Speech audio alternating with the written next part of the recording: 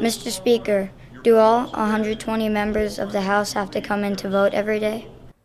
No, actually, they don't have to come in to vote every day. They only have to come in to vote when we're actually on the floor in formal session. Most of the time, early in session, they're in committee meetings, and then as we get later in session, when we are on the floor, then they have to come in every day. But usually it just depends on the calendar, and usually they don't miss the meetings. Mr. Speaker, how many bills does the House pass a year?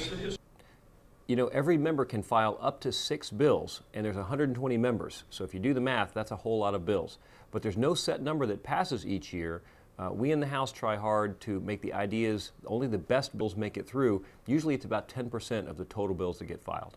Mr. Speaker, what's your advice about students that want to get into politics? You know, when I was a kid, I got involved in government through the YMCA Youth Legislature program back in the 10th grade. And I'm really glad I did, because it helped open my eyes to the possibility of one day serving in state government. I was active in high school in student government and even in college in student government then as well, and that helped give me a good start. So that's probably a good place to begin if you're interested in serving in government later on. Mr. Speaker, who writes the bills and where do the ideas for the bills come from? Well, each member of the House can file up to 6 bills, but the ideas come from all over the place. Sometimes it's a person who lives in your district who comes to see you and says, you know, hey, Representative, I really think this is a good idea. Sometimes there's a problem that happens and a member will write a bill to try and fix a problem. And sometimes they come from the Senate or the governor or interest groups around the state. So a bill is really just a written down idea, and ideas come from all over the place. Mr. Speaker, do the House and Senate both have to approve to propose a bill?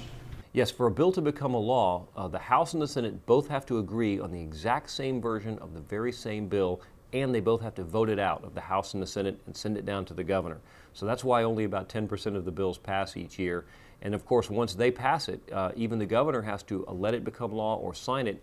He also has the choice to veto it. Now, if he vetoes it, that can be overridden, but that takes a supermajority vote, so that doesn't happen very often. Mr. Speaker, I want to know, what do the murals in the House chamber mean?